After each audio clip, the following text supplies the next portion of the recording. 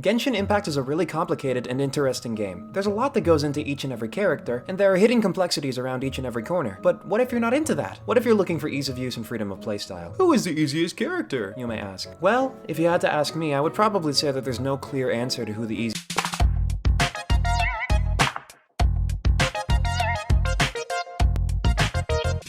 Eula of the Lawrence clan is very similar to Debbie Ryan in the fact that she is actually Radio Rebel. The Lawrence clan has done pretty awful things, including slavery, tyranny, blood sport, seizing arms, and generally being pretty bad people. However, Eula's different. She knows her family misdeeds and is trying to make up for what they've done by becoming a Knight of Favonius and doing good, despite the prejudice of the people around her. The only people in Mondstadt that seem to appreciate her for who she is are Sarah and Amber, the latter of which she, is roommates with.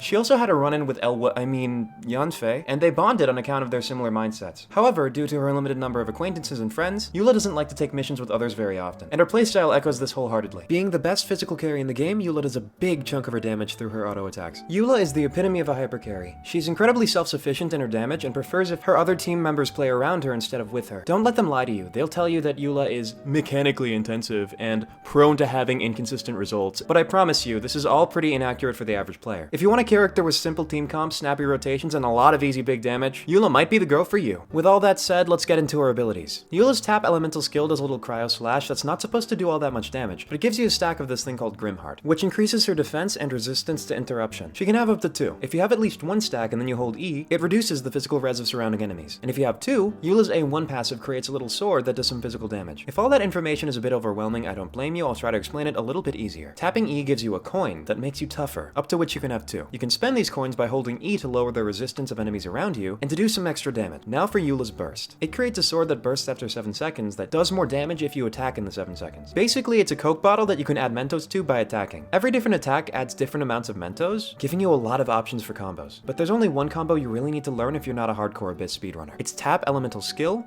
Burst, 4 normal attacks, Hold Elemental Skill, 4 normal attacks.